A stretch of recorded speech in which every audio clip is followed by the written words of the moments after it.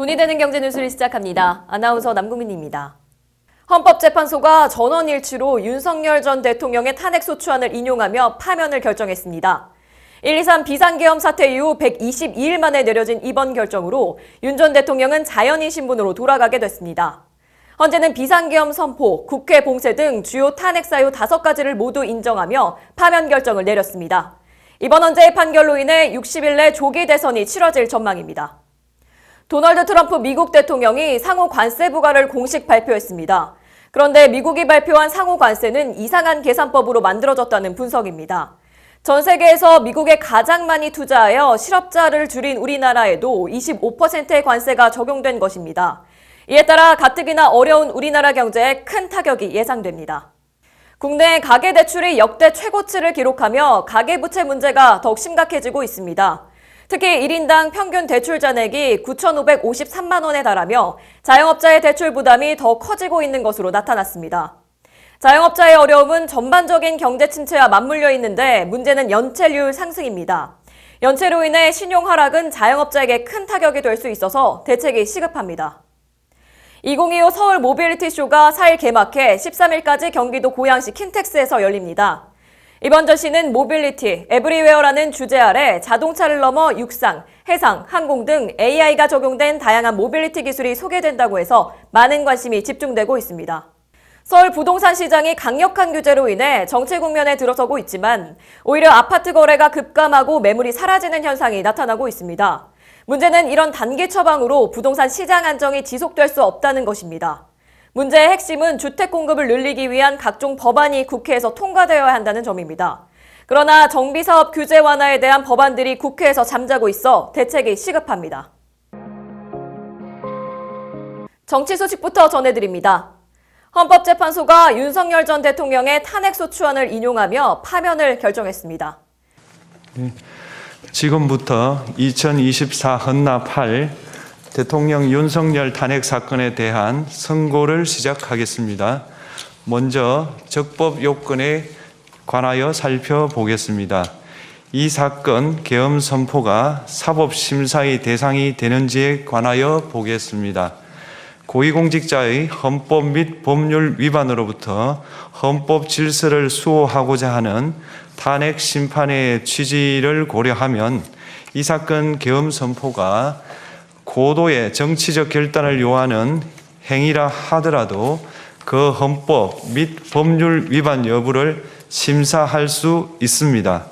국회 법사의 조사 없이 이 사건 탄핵소추안을 의결한 점에 대하여 보겠습니다. 헌법은 국회의 소추 절차를 입법에 맡기고 있고 국회법은 법사위 조사 여부를 국회의 재량으로 규정하고 있습니다. 따라서 법사위의 조사가 없었다고 하여 탄핵소추 의결이 부적법하다고 볼 수 없습니다. 이 사건 탄핵소추안의 의결이 일사부재의 원칙에 위반되는지 여부에 대해서 보겠습니다. 국회법은 부결된 안건을 같은 회기 중에 다시 발의할 수 없도록 규정하고 있습니다. 피청구인에 대한 1차 탄핵소추안이 제418회 정기회 회기에 투표 불성립되었지만 이 사건 탄핵소추안은 제419회 임시회 회기 중에 발의되었으므로 일사부재의 원칙에 위반되지 않습니다. 한편 이에 대해서는 다른 회기에도 탄핵소추안의 발의 횟수를 제한하는 입법이 필요하다는 재판관 정형식의 보충 의견이 있습니다. 이 사건 계엄이 단시간 안에 해제되었고 이로 인한 피해가 발생하지 않았으므로 보호이익이 험결되었는지 여부에 대해서 보겠습니다. 이 사건 계엄이 해제되었다고 하더라도 이 사건 계엄으로 인하여 이 사건 탄핵 사유는 이미 발생하였으므로 심판의 이익이 부정된다고 볼 수 없습니다. 소추 의결서에서 내란죄 등 형법 위반 행위로 구성하였던 것을 탄핵 심판 청구 이후에 헌법 위반 행위로 포섭하여 주장한 점에 대하여 보겠습니다. 기본적 사실관계는 동일하게 유지하면서 적용 법조문을 철회, 변경하는 것은 소추 사유의 철회, 변경에 해당하지 않으므로 특별한 절차를 거치지 않더라도 허용됩니다. 피청구인은 소추 사유에 뇌란죄 관련 부분이 없었다면 의결 정족수를 충족하지 못하였을 것이라고 주장하지만 이는 가정적 주장에 불과하며 객관적으로 뒷받침할 만한 근거도 없습니다. 대통령의 지위를 탈취하기 위하여 탄핵 소추권을 남용하였다는 주장에 대하여 보겠습니다. 이 사건 탄핵 소추안의 의결 과정이 적법하고 피소추자의 헌법 또는 법률 위반이 일정 수준 이상 소명되었으므로 탄핵 소추권이 남용되었다고 볼 수 없습니다. 그렇다면 이 사건 탄핵 심판 청구는 적법합니다. 한편 증거법칙과 관련하여 탄핵 심판 절차에서 형사소송법상 전문 법칙을 완화하여 적용할 수 있다는 재판관 이미선, 김형두의 보충 의견과 탄핵 심판 절차에서 앞으로는 전문 법칙을 보다 엄격하게 적용할 필요가 있다는 재판관 김복형, 조한창의 보충 의견이 있습니다. 다음으로 피청구인이 직무집행에 있어 헌법이나 법률을 위반하였는지 피청구인의 법 위반 행위가 피청구인을 파면할 만큼 중대한 것인지에 관하여 살펴보겠습니다. 우선 소추 사유별로 살펴보겠습니다. 1. 이 사건 계엄 선포에 관하여 보겠습니다. 헌법 및 계엄법에 따르면 비상계엄 선포의 실체적 요건 중 하나는 전시, 사변 또는 이에 준하는 국가 비상사태로 저가 교전 상태에 있거나 사회 질서가 극도로 교란되어 행정 및 사법 기능의 수행이 현저히 곤란한 상황이 현실적으로 발생하여야 한다는 것입니다. 피청구인은 야당이 다수 의석을 차지한 국회의 이례적인 탄핵소추 추진, 일방적인 입법권 행사 및 예산 삭감 시도 등의 전횡으로 인하여 위와 같은 중대한 위기사항이 발생하였다고 주장합니다. 피청구인의 취임 후 이 사건 계엄 선포 전까지 국회는 행안부 장관, 검사, 방통위 위원장, 감사원장 등에 대하여 총 22건의 탄핵소추안을 발의하였습니다. 이는 국회가 탄핵소추 사유의 위헌, 위법성에 대해 숙고하지 않은 채 법 위반의 의혹에만 근거하여 탄핵심판 제도를 정부에 대한 정치적 압박 수단으로 이용하였다는 우려를 낳았습니다. 그러나 이 사건 계엄 선포 당시에는 검사 1인 및 방통위 위원장에 대한 탄핵 심판 절차만이 진행 중이었습니다. 피청구인이 야당이 일방적으로 통과시켜 문제가 있다고 주장하는 법률안들은 피청구인이 제의를 요구하거나 공포를 보류하여 그 효력이 발생되지 않은 상태였습니다. 2025년도 예산안은 2024년 예산을 집행하고 있었던 이 사건 계엄 선포 당시 상황에 어떠한 영향을 미칠 수 없고 위 예산안에 대하여 국회 예결특위의 의결이 있었을 뿐 본회의의 의결이 있었던 것도 아닙니다. 따라서 국회의 탄핵소추, 입법, 예산안 심의 등의 권한 행사가 이 사건 계엄 선포 당시 중대한 위기 상황을 현실적으로 발생시켰다고 볼 수 없습니다. 국회의 권한 행사가 위법, 부당하더라도 헌법재판소의 탄핵 심판, 피청구인의 법률안 제의 요구 등 평상시 권력 행사 방법으로 대처할 수 있으므로 국가 긴급권의 행사를 정당화할 수 없습니다. 피청구인은 부정선거 의혹을 해소하기 위하여 이 사건 계엄을 선포하였다고도 주장합니다. 그러나 어떠한 의혹이 있다는 것만으로 중대한 위기 상황이 현실적으로 발생하였다고 볼 수는 없습니다. 또한 중앙선관위는 제22대 국회의원 선거 전에 보안 취약점에 대하여 대부분 조치하였다고 발표하였으며 사전, 우편, 투표함, 보관장소, CCTV 영상을 24시간 공개하고 개표 과정에 수검표 제도를 도입하는 등의 대책을 마련하였다는 점에서도 피청구인의 주장은 타당하다고 볼 수 없습니다.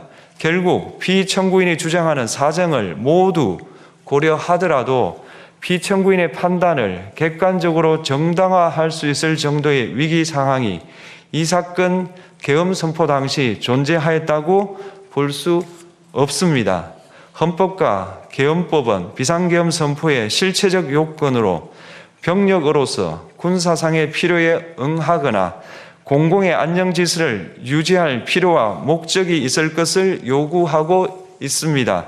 그런데 피청구인이 주장하는 국회의 권한 행사로 인한 국정마비 상태나 부정선거 의혹은 정치적, 제도적, 사법적 수단을 통하여 해결하여야 할 문제이지 병력을 동원하여 해결할 수 있는 것이 아닙니다. 피청구인은 이 사건 계엄이 야당의 전횡과 국정위기 상황을 국민에게 알리기 위한 경고성 계엄 또는 호소형 계엄이라고 주장하지만 이는 계엄법이 정한 계엄 선포의 목적이 아닙니다. 또한 피청구인은 계엄 선포에 그치지 아니하고 군경을 동원하여 국회의 권한 행사를 방해하는 등의 헌법 및 법률 위반 행위로 나아갔으므로 경고성 또는 호소형 계엄이라는 피청구인의 주장을 받아들일 수 없습니다. 그렇다면 이 사건 계엄 선포는 비상계엄 선포의 실체적 요건을 위반한 것입니다. 다음으로 이 사건 계엄 선포가 절차적 요건을 준수하였는지에 관하여 보겠습니다. 계엄 선포 및 계엄사령관 임명은 국무회의의 심의를 거쳐야 합니다. 피청구인이 이 사건 계엄을 선포하기 직전에 국무총리 및 9명의 국무위원에게 계엄 선포의 취지를 간략히 설명한 사실은 인정됩니다. 그러나 피청구인은 계엄사령관 등 이 사건 계엄의 구체적인 내용을 설명하지 않았고 다른 구성원들에게 의견을 진술할 기회를 부여하지 않은 점을 고려하면 이 사건 계엄 선포에 관한 심의가 이루어졌다고 보기도 어렵습니다. 그 외에도 피청구인은 국무총리와 관계 국무위원이 비상계엄 선포문에 부서하지 않았음에도 이 사건 계엄을 선포하였고 그 시행 일시, 시행 지역 및 계엄사령관을 공고하지 않았으며 지체 없이 국회에 통고하지도 않았으므로 헌법 및 계엄법이 정한 비상계엄 선포의 절차적 요건을 위반하였습니다. 2. 국회에 대한 군경 투입에 관하여 보겠습니다. 피청구인은 국방부 장관에게 국회에 군대를 투입할 것을 지시하였습니다. 이에 군인들은 헬기 등을 이용하여 국회 경내로 진입하였고 일부는 유리창을 깨고 본관 내부로 들어가기도 하였습니다. 피청구인은 육군 특수전 사령관 등에게 의결 정족수가 채워지지 않은 것 같으니 문을 부수고 들어가서 안에 있는 인원들을 끄집어내라는 등의 지시를 하였습니다. 또한 피청구인은 경찰청장에게 계엄사령관을 통하여 이 사건 포고령의 내용을 알려주고 직접 6차례 전화를 하기도 하였습니다. 이에 경찰청장은 국회 출입을 전면 차단하도록 하였습니다.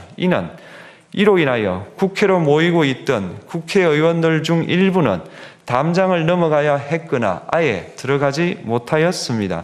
한편 국방부 장관은 필요시 체포할 목적으로 국군 방첩사령관에게 국회의장, 각 정당 대표 등 14명의 위치를 확인하라고 지시하였습니다.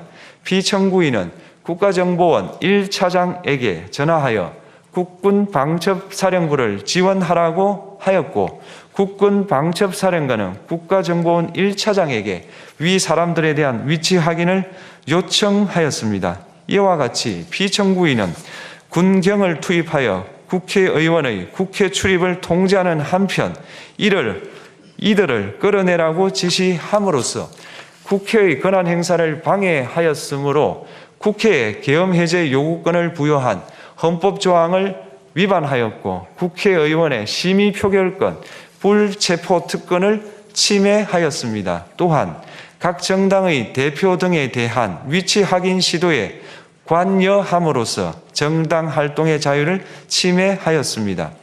피청구인은 국회의 권한 행사를 막는 등 정치적 목적으로 병력을 투입함으로써 국가 안전보장과 국토방위를 사명으로 하여 나라를 위해 봉사하여 온 군인들이 일반 시민들과 대치하도록 만들었습니다. 이에 피청구인은 국군의 정치적 중립성을 침해하고 헌법에 따른 국군 통수 의무를 위반하였습니다. 3. 이 사건 포고령 발령에 관하여 보겠습니다. 피청구인은 이 사건 포고령을 통하여 국회, 지방의회, 정당의 활동을 금지함으로써 국회에 계엄 해제 요구권을 부여한 헌법조항, 정당 제도를 규정한 헌법조항, 대의민주주의 권력 분리 원칙을 위반하였습니다. 비상계엄 하에서 기본권을 제한하기 위한 요건을 정한 헌법 및 계엄법 조항, 영장주의를 위반하여 국민의 정치적 기본권, 단체 행동권, 직업의 자유를 침해하였습니다. 4. 중앙선관위에 대한 압수수색에 관하여 보겠습니다. 피청구인은 국방부 장관에게 병력을 동원하여 선관위의 전산 시스템을 점검하라고 지시하였습니다. 이에 따라 중앙선관위 청사에 투입된 병력은 출입 통제를 하면서 당직자들의 휴대 전화를 압수하고 전산 시스템을 촬영하였습니다. 이는 선관위에 대하여 영장 없이 압수수색을 하도록 하여 영장주의를 위반한 것이자 선관위의 독립성을 침해한 것입니다. 5. 법조인에 대한 위치 확인 시도에 관하여 보겠습니다. 앞서 말씀드린 바와 같이 피청구인은 필요시 체포할 목적으로 행해진 위치 확인 시도에 관여하였는데 그 대상에는 퇴임한 지 얼마 되지 않은 전 대법원장 및 전 대법관도 포함되어 있었습니다. 이는 현직 법관들로 하여금 언제든지 행정부에 의한 체포 대상이 될 수 있다는 압력을 받게 함으로 사법권의 독립을 침해한 것입니다. 지금까지 살펴본 피청구인의 법 위반 행위가 피청구인을 파면할 만큼 중대한 것인지 관하여 보겠습니다. 피청구인은 국회와의 대립사항을 타개할 목적으로 이 사건 계엄을 선포한 후 군경을 투입시켜 국회의 헌법상 권한 행사를 방해함으로써 국민 주권주의 및 민주주의를 부정하고 병력을 투입시켜 중앙선관위를 압수수색하도록 하는 등 헌법이 정한 통치구조를 무시하였으며 이 사건 포고령을 발령함으로써 국민의 기본권을 광범위하게 침해하였습니다. 이러한 행위는 법치국가 원리와 민주국가 원리의 기본 원칙들을 위반한 것으로 그 자체로 헌법 질서를 침해하고 민주공화정의 안정성에 심각한 위해를 끼쳤습니다. 한편 국회가 신속하게 비상계엄 해제 요구를 결의할 수 있었던 것은 시민들의 저항과 군경의 소극적인 임무 수행 덕분이었으므로 이는 피청구인의 법 위반에 대한 중대성 판단에 영향을 미치지 않습니다. 대통령의 권한은 어디까지나 헌법에 의하여 부여받은 것입니다. 피청구인은 가장 신중히 행사되어야 할 권한이 국가 긴급권을 헌법에서 정한 한계를 벗어나 행사하여 대통령으로서의 권한 행사에 대한 불신을 초래하였습니다. 피청구인이 취임한 이래 야당이 주도하고 이례적으로 많은 탄핵 소추로 인하여 여러 고위공직자의 권한 행사가 탄핵 심판 중 정지되었습니다. 2025년도 예산안에 관하여 헌정사상 최초로 국회 예산결산특별위원회에서 정액 없이 감액에 대해서만 야당 단독으로 의결하였습니다. 피청구인이 수립한 주요 정책들은 야당의 반대로 시행될 수 없었고 야당은 정부가 반대하는 법률안들을 일방적으로 통과시켜 피청구인의 제의 요구와 국회의 법률안 의결이 반복되기도 하였습니다. 그 과정에서 피청구인은 야당의 전횡으로 국정이 마비되고 국익이 현저히 저해되어 가고 있다고 인식하여 이를 어떻게든 타개하여야만 한다는 막중한 책임감을 느끼게 되었을 것으로 보입니다. 피청구인이 국회의 권한 행사가 권력 남용이라거나 국정 마비를 초래하는 행위라고 판단한 것은 정치적으로 존중되어야 합니다. 그러나 피청구인과 국회 사이에 발생한 대립은 일방의 책임에 속한다고 보기 어렵고 이는 민주주의 원리에 따라 해소되어야 할 정치의 문제입니다. 이에 관한 정치적 견해의 표명이나 공적 의사결정은 헌법상 보장되는 민주주의와 조화될 수 있는 범위에서 이루어져야 합니다. 국회는 소수 의견을 존중하고 정부와의 관계에서 관용 그리고 자제를 전제로 대화와 타협을 통하여 결론을 도출하도록 노력하였어야 합니다.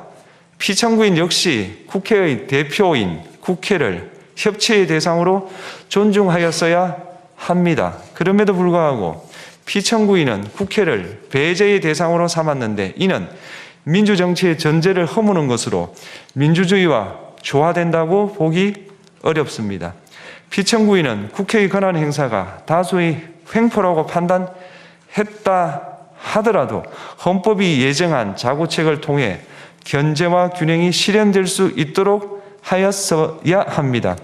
피청구인은 취임한 때로부터 약 2년 후에 치러진 국회의원 선거에서 피청구인이 국정을 주도하도록 국민을 설득할 기회가 있었습니다. 그 결과가 피청구인의 의도에 부합하지 않더라도 야당을 지지한 국민의 의사를 배제하려는 시도를 하여서는 안 되었습니다. 그럼에도 불구하고 피청구인은 헌법과 법률을 위반하여 이 사건 계엄을 선포함으로써 국가 긴급권 남용의 역사를 재현하여 국민을 충격에 빠뜨리고 사회, 경제, 정치, 외교 전 분야의 혼란을 야기하였습니다.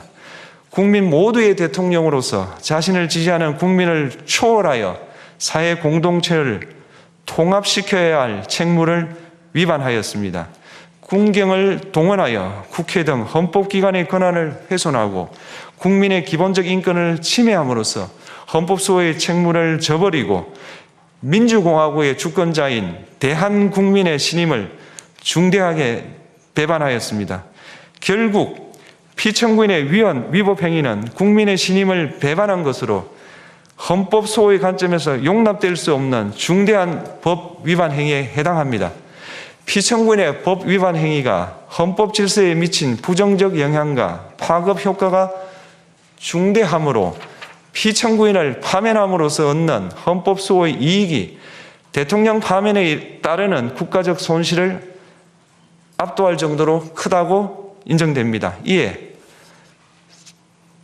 재판관 전원의 일치된 의견으로 주문을 선고합니다. 탄핵 사건이므로 선고 시각을 확인하겠습니다. 지금 시각은 오전 11시 22분입니다. 주문, 피청구인 대통령 윤석열을 파면한다.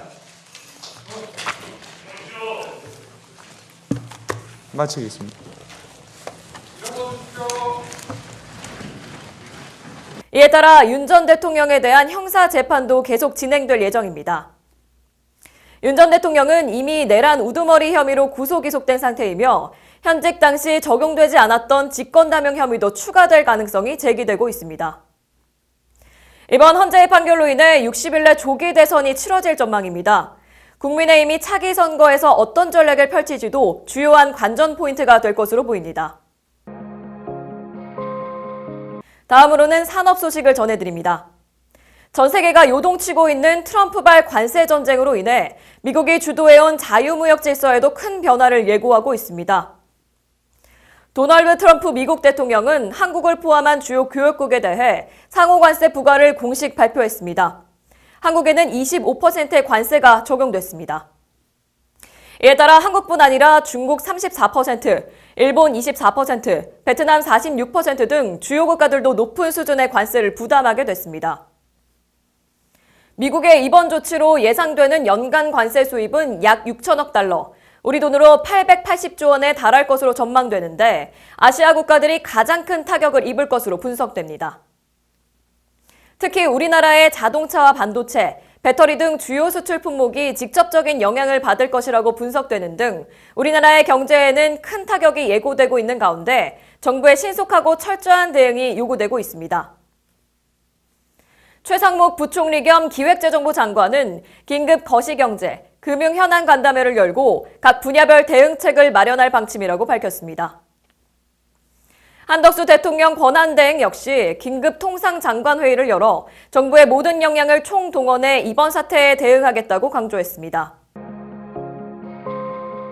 다음은 금융 소식입니다. 국내 가계대출이 역대 최고치를 기록하며 가계부채 문제가 더욱 심각해지고 있습니다.